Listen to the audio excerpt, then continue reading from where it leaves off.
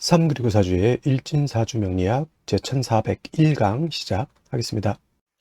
자, 오늘은 양력으로 2022년 9월 7일이고요. 음력으로는 2022년 8월 12일입니다.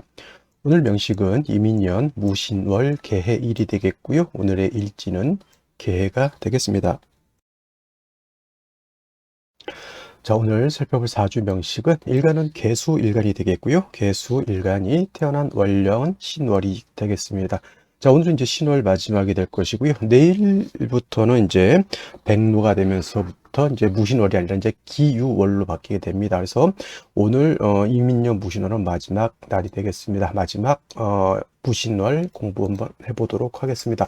제일 먼저 일간 개라고 하는 천간이 되겠습니다. 개라고 하는 천간, 10개의 천간 중에서 마지막 10번째 천간이 되는 것이고요.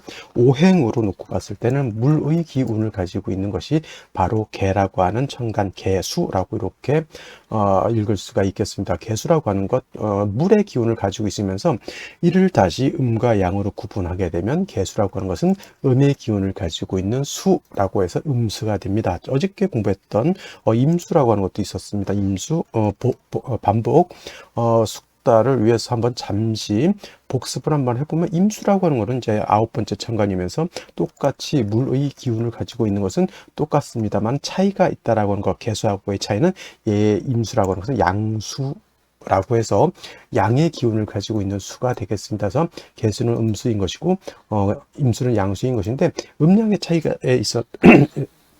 차이가 있기 때문에 양이라고 하는 것은 좀 강하고 크고 좀 방대한 그런 개념이라고 하면 음이라고 하는 것은 좀 작고 부드럽고 좀 소담한 그러한 개념으로 볼 수가 있죠. 그래서 양수라고 하는 것은 음수에 비하면 좀 큰 개념, 음수는 양수에 비해서 작은 개념이라고 봤을 때 임수를 물상이라고 하는 것에 비유를 하자면 대해수라고 이렇게 표현한다고 말씀드렸죠.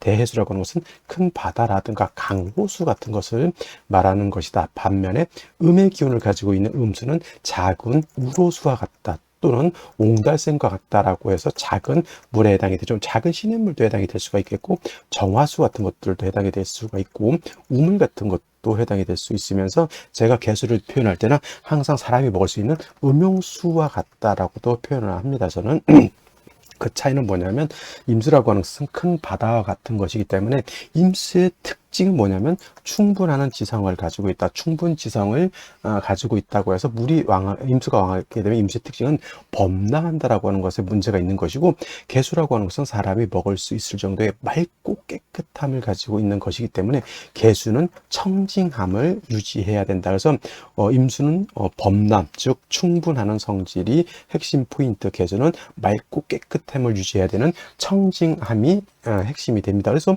임수 같은 경우는 임수 자체가 왕해지게 되면, 신왕해지게 되면 반드시 무토로서 임수를 제방해야 되는 것이고요. 병화로서 무토를 갖다가 도와줘야 되는 그런 구조가 되죠. 그래서 임수라고 하는 것은 무토 병화를 쓰다 제사를 쓰는 것이죠. 제사를 잘 활용해서 임수를 갖다가 용도 있게 쓰임 있게 만든다라고 하면 개수라고 하는 것은 맑고 깨끗함을 유지해야 되기 때문에 토를 보는 것을 좋아하지 않습니다. 관살인 토를 갖다가 임수와는 달리 개수는 좋아하지 않습니다. 아무리 좋은 정관인 무토라 하더라도 오히려 무토인 정관은 개수를 갖다가 매몰시켜 버릴 수 있기 때문에 절대 개수 입장에서는 좋지 못한 것이고요. 만약에 개수라고 하는 것이 토가 많아지게 되면 탁수가 되거나 매몰이 되기 때문에 양목인 목으로서 토를 갖다가 제거시켜 주는 것이 필요하다. 마치 정수기의 필터 같은 것이죠. 좀 오염 물질이라든가 이런 것들이 있을 때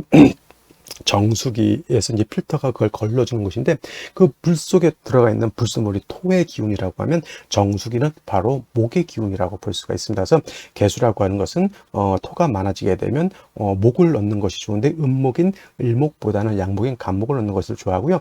또 신금이라고 하는 것은 작은 옹달샘과 같은 것이기 때문에 이 작은 개수는 금방이라도 탁해질 수가 있다. 그래서 개수는 항상 인성인 금으로서 금생수해서 개수의 근원이 있어 주어야지만 개수가 끊이지 않고 흘러야지만 개수가 탁해지지 않는다. 왜요? 시냇물 같은 경우도 물이 계속 유입이 돼서 흐르면 물이 깨끗한데 물이 유입이 안 돼서 이렇게 한 곳에 고여 있게 되면 작은 물은 금방 증발돼서 날아가 버리거나 또는 금방 이끼가 껴서 탁 탁해지는 것을 우리가 볼 수 있죠. 그래서 금을 본다라고 하는 뜻은 계속 물이 유입이 돼서 원불철이라고 해서 물이 끊이지 않고 계속 흐르게 되면 개수가 탁해지지 않고 더럽혀지지 않고 맑고 깨끗함을 유지할 수 있다라고 하는 것이 바로 이 개수라고 볼 수 있습니다. 자, 그러면 개수일간이 태어난 월령 신월에 대해서 한번 알아보도록 하겠습니다.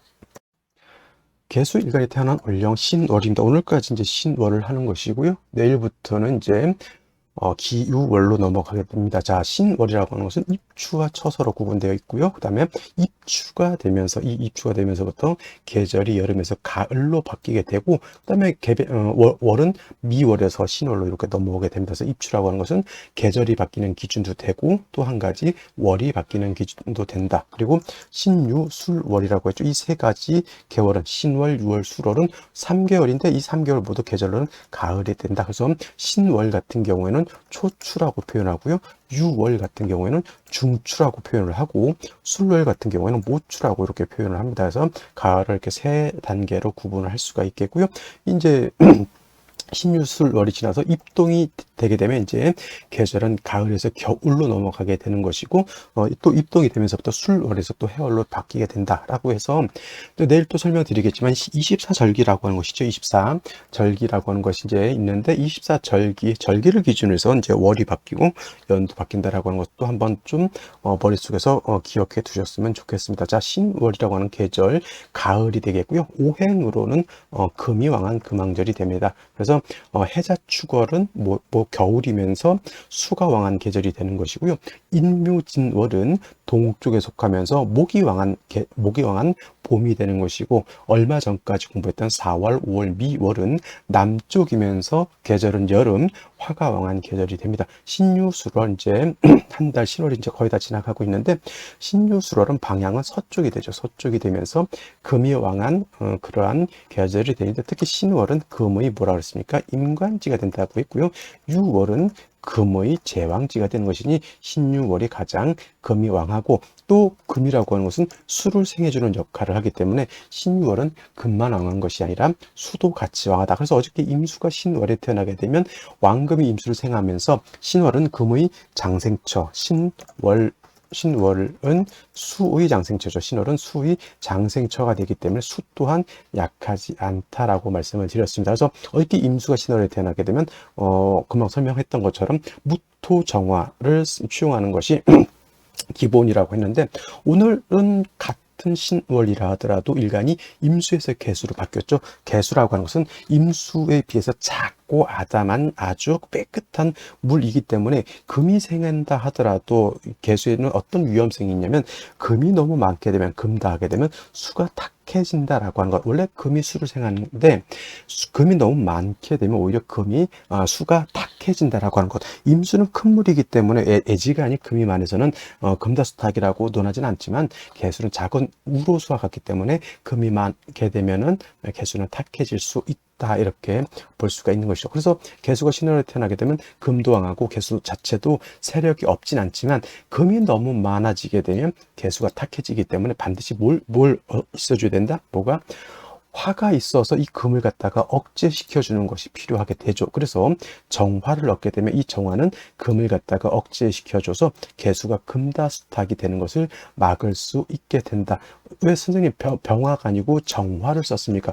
병화를 쓸 때는 조후의 개념도 같이 있기 때문에, 만약에 금수가 너무 많아지게 되면 조후까지 한다라고 하면 일단 병화를 쓰지만은, 그냥 단순히 개수가 신월이라고 하는 환경만 놓고 봤을 때는, 그냥 금만 억제할 때는 병화보다는 정화가 금을 통제하는 그런 능력은 더 크기 때문에 정화를 이렇게 먼저 쓰게 되는 것이고, 또 신월은 금수는 왕하지만 목은 약하기 때문에 정화만 딸랑 있어서는 안 되고요. 반드시 저 정화를 생겨해 줄 수 있는 목이 있어 주어야지만 이 정화가 능히 금의 기운을 억제시켜 줄 수 있다, 이렇게 보시면 되겠습니다. 그래서 개수라고 하는 것은 재성인 화를 취용하게 되는데, 화가 약하다 보니 을목보다는 상관인 간목을 써서 화를 생겨주는, 그래서 상관생재하는 국세가 된다라고 하면, 다시 한번 신월의 개수는 상관생재하는 그런 국세가 된다라고 하면 사주의 중화를 이루어서 개수로서의 용도가 크게 드러날 수 있게 되는 구조가 된다. 이렇게 정리를 해 두시면 되겠습니다. 자, 그러면 오늘의 명식을 다시 한번 살펴보도록 하겠습니다. 오늘은 개수 일간이 신월에 태어난 사주 명식이 되겠고요. 일단 격국이라고 하는 거 살펴보게 되면, 격국이라고 하는 것은 일간과 월령과의 관계를 살펴 사주가 어떻게 짜여져 있느냐를 놓고 보는 것인데, 오늘 개수라고 하는 것은 음수가 될 것이고요. 월지에 있는 신금은 양금이 됩니다. 임수가 아니라 음수가 되겠죠. 음수, 음에 해당되는 음수가 되는 것이고, 월지에 있는 금은 양금이 돼서 음대 양의 관계가 되는데, 금이라고 하는 것이 수를 생해주는 관계가 되니 월지에 있는 신금은 일간 개수를 생해준, 즉 나를 생해주는 것이니 생하자라고 이렇게 표현을 하고요. 그 다음에 생하자는 다른 말로 인성이라고 이렇게 표현합니다. 인성은 다시 두 가지로 구분할 수가 있는데, 정인이라고 하는 것과 그 다음에 편인이라고 하는 것으로서 구분할 수 있는데, 정인이라고 하는 것은 일간과 인성과의 관계가 양대음 또는 음대양이 돼서 음양의 조화가 맞으면 얘는 정인이 되는 것이고요.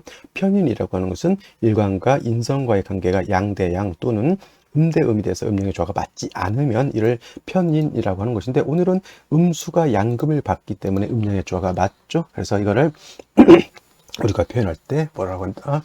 편인격이 아니라 정인격이다. 어저께 임수는 당연히 저것이 편인격이 됐겠지만, 오늘은 음량이 달라져 있기 때문에 정인격이고요. 마찬가지로 모왕 자상, 금도왕하고 일간 개수도왕한 그런 국세가 되는 것이지만, 임수하고 개수의 차이는, 임수는 작은 물이기 때문에 금다수탁할 수 있는 우려가 있다. 그래서 항상 정화 또는 병화로서 금을 갖다 억제하고 간목으로서 재성을 갖다 생해주는 구조가 되는 것이 필요하다라고 말씀을 드렸죠.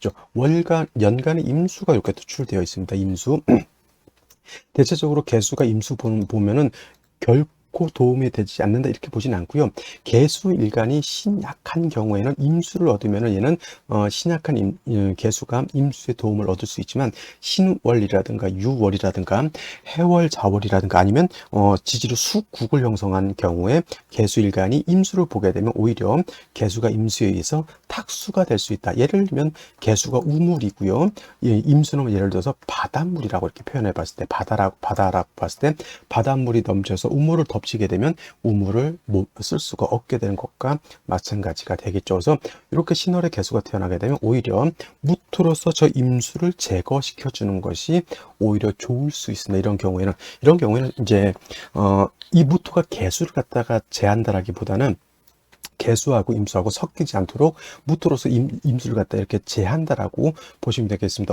엊그저께 비가 많이 왔을 때 뭐 부산인가 그또 LCT인가 뭐 이런데 보면은 이제 바닷물이 넘쳐가지고 육지로 이제 들어오게 되죠. 그런 것과 마찬가지로 방파제가 아주 잘 만들어져 있다라고 하면 그 임수 바닷물이 넘어오는 곳을 막아낼 수가 있겠죠. 임수가 바닷물이라고 하면 이 무토는 바로 그 방파제 역할을 하는 것이고, 민물인 개수가 그에 섞이지 않도록 막아주는 역할을 한다라고 해서, 이런 경우에는 예외적으로 개수가 무토를 쓸 수 있는 그런 환경이 되는 것이고요. 문제는 이제 연지에 인목이라고 하는 것이 있어서 인신충이 되다 보니 이 신금이 상처를 받고 인목은 박살이 났겠죠. 임수의 뿌리가 약해져 있고요. 개수의 뿌리도 당연히 월령에서 금생수해서 수를 생해주는 구조인데, 인신충으로 해서 월령이 좀 상처를 받았다. 파격이 됐다. 격을 월령을 가지고 잡게 되는데, 이렇게 월령을 충하게 되면 격을 좀 파하는 문제가 생길 수 있다. 다행스러운 것은 그래도 일지에서 해수를 받기 때문에 개일주가 되죠. 이렇게 되면은 월지에 있는 신금은 좀 손상을 입었다 하더라도 일지 해수를 얻어서 개수 자체가 지지에 일지에 뿌리를 줄 수 있어서 요거는 다행인 것입니다. 어떤 분들 무조건 사주 전체의 짜임을 보지 않고 항상 이렇게 뭐 단편적으로 일주론만 가지고 개해 일주는 가녀지동이라서 남편도 없고 뭐 이렇게 뭐 돈 또 벌면 다 뺏기고 뭐 이렇게 생각하시는 분들이 있는데, 가녀지동이라고 해서 무조건 나쁜 건 아니고요. 사주 구조가 어떻게 짜여져 있느냐에 따라서 가녀지동도 능히 좋은 사주가 될 수 있고요. 또 예를 들어서 일지에 예를 들어서 정제가 있고 정관이 있는 경우에도 사주 국세가 예를 들어서 격이 파해진다거나 또는 예를 들어서 뭐 일지를 갖다 충하게 되는 그런 경우에는 아무리 사주 뭐 일지가 좋은 글자가 들어온다 하더라도 그건 좋다고 보기가 좀 어려운 것이죠. 오늘 같은 경우에는 원령이 충파되어 있는 상태에서 개수가 약한 것이 문제가 될 뻔했는데 해수를 얻어서 개수가 뿌리를 얻었다라고 하는 점에서는 간여지동이라고 해서 나쁘게 볼 것은 아니라고 보는데, 문제는 월간부터하고 자꾸 개수가 일간 개수가 서로 자꾸 합을 하려고 하는 것이 문제가 되죠. 이걸 탐합한다라고 표현하는데, 무게가 합해서 저 화가 되진 않고요. 서로 개수하고 무토하고 연해질한다 이렇게 생각하시면 되겠습니다. 자, 여기까지 놓고 봤을 때 생시는 어떤 것이 오는 것이 좋은지 한번 알아보도록 하겠습니다. 자, 생시를 보도록 하는데요. 제일 먼저 임자시를 보겠습니다. 임자시. 자, 인신충이 돼서 이 신금은 깨졌다 하더라도 일지, 해수, 생시에서 자수, 임수 투출하게 되면 이거는 수가 굉장히 왕해진다. 무토 하나 가지고 이 왕수를 갖다 제방할 수가 없겠죠. 왜냐? 무토가 뿌리가 하나도 없습니다. 화라도 하나 한 점 있어서 이 무토를 생조해 줘야 되는데, 무토가 모양만 있지 이 수를 갖다가 제거할 수 있는 공력이 떨어진다. 큰 바닷가에 뭐가 있다? 그죠? 그냥 작은 외톨이 섬 하나 있는 것과 같다. 인신충 되어 있기 때문에 그냥 이 인목도 인중병화도 쓸 수가 없게 되는, 그냥 이거 쉽게 말하면 그냥 일간만 너무 왕해져서 빵빵해져 있는 그런 사주국세가 되는 것이고요. 임자시와 마찬가지로 개해시도 뭐 임수가 뭐 하나 투출됐느냐 두 개 투출됐느냐 이게 중요한 게 아니라, 역시나 무토 자체가 뿌리가 없기 때문에 수를 갖다가 제방할 수 있는 능력도 부족하게 되고, 신월 초가을이라 하더라도 이렇게 수가 많아지게 되면 한습해진다 그랬죠. 한습해지게 되면 반드시 정화가 아니라 병화로서 조후도해야 되는 그런 사주국사가 됩니다. 임자시, 개시, 운은 금수운으로 가는 것이 좋을까요? 아니면 목화운으로 가는 것이 좋을까요? 당연히 목화운으로 가서 이런 사주는 뭐예요? 한습한 것을 또 조후하고 또 화가 좀 살아나야지만 좋은 국세가 될 수 있는 것이고요. 갑인시가 되게 되면은 이건 인신충이 되지만은 인목이 있으면 이 해수를 끌어당겨서 인내합 목이 되죠. 이거는 목으로 화하고요. 목이 굉장히 그 세력을 얻게 됩니다. 이때 간목이 무토를 갖다 이렇게 제하는 그런 역할을 하는데, 선생님 이 무토로서 임수를 제해야 되는데 간목이 얘를 파하면 어떻게 됩니까? 이런 경우에는 이 뿌리 없는 무토는 솔직한 말로 무용짐을 쓸 수 없는 것이고요. 차라리 이런 경우에는 수의 기운을 목으로 설하고 다시 인중에 있는 암장되어 있는 병화를 가지고 조후한다 이렇게 생각하시면 좋을 것 같습니다. 그래서 이런 경우는 차라리 뿌리 없는 건 차라리 제거시켜서 없애버리는 것이 훨씬 나은 것이고요. 똑같은 목이라도 을묘시는 갑인시에 비해서 이 을목은 무토를 제거할 수 있는 힘이 부족하기 때문에, 이왕 예를 들어서 갑인시 또는 을묘시를 얻어야 된다고 하면 저는 을묘보다는 갑인시 얻는 것을 좀 더 선호하고요. 그 다음에 병진시 같은 경우에는 요 진의 뿌리를 무토가 뿌리를 둘 수 있고요. 병화로서는 조후할 수 있는데, 인신충으로 인해서 인목이 상처를 받아 있기 때문에 병화 자체가 이렇게 세력이 강하지는 않습니다. 그래서 이런 경우에도 금수로 가기보다는 이 병진시도 목화운으로 가서 화의 기운이 좀 더 살아나는 것이 제가 봤을 땐 좋을 것 같고요. 정사시는 생시에서 화를 얻긴 얻었지만 이거는 사해상충이 되기 때문에 인신충, 사해충, 사지전충이라죠. 네 지지가 모두 충을 받았기 때문에 이 사주는 매우 좋지 못한 사주. 무오시라든가 기미시 같은 경우 저는 무토 두 개 투출하게 되면 개수는 뭐예요? 금방 무토에 의해서 매몰될 우려가 있다. 특히나 이거 무토 두 개가 뿌리가 없는 게 아니라 오화를 보게 되면 무토가 오의 뿌리를 충분히 내릴 수 있게 됩니다. 이렇게 되게 되면 개수가 무토 보는 것 별로 그렇게 좋아하지 않는다. 이것이 만약에 무오시를 봤는데 화토운으로 간다. 이거는 제가 봤을 땐 좋지 못하고요. 그 다음에 기미시 또한 마찬가지로 기토 투출을 하게 되면 이 기미시가 되면 좋은 점은 뭐냐면, 무게합은 성립되지 않지만 반드시 이 기토는 개수를 갖다가 탁수를 만들 수 있기 때문에 이 기미시, 무오시 같은 경우는 피하시는 게 좋겠고요. 경신시 또는 신유시가 된다라고 하면 이때는 금왕전인 신월에 다시 일지에서 해수를 보고요. 그 다음에 생시에서 다시 금을 받기 때문에 이거는 제론의 여지 없이 무조건 목화운으로 가는 것이 발전할 수 있는 틀이 되는 것이고, 만약에 여자로 태어나게 되면 무신대운 살짝 좀 금수가 많아, 무신대운은 아니죠. 무신대운은 아니고 10대부터 정미대운으로 들어가기 때문에 여자로 태어나게 되면 경신시 금수가 너무 왕한 것 아니냐 이렇게 볼 수는 있겠지만은, 바로 운이 목화운으로 가기 때문에 금이 많은 것을 그렇게 두려워할 필요는 없고요. 어차피 월지에 있는 신금은 인신충이 돼서 그렇게 상처를 받은 것이기 때문에 개수 일간 자체가 쓸 수 있는 것은 이렇게 시지에 있는 신금, 일지에 있는 해수가 되기 때문에 이거 같은 경우에는 목화운으로 가면 오히려 나쁘지 않지만 남자로 태어나서 금수운으로 가게 되면 사주가 너무 한습해지기 때문에 요거는 조금 생각해 볼 필요가 있다, 이렇게 보실 수 있겠습니다. 자, 오늘은 여기까지 설명드리도록 하고요. 내일 백로가 되겠습니다. 백로에 찾아뵙도록 하겠습니다. 감사합니다.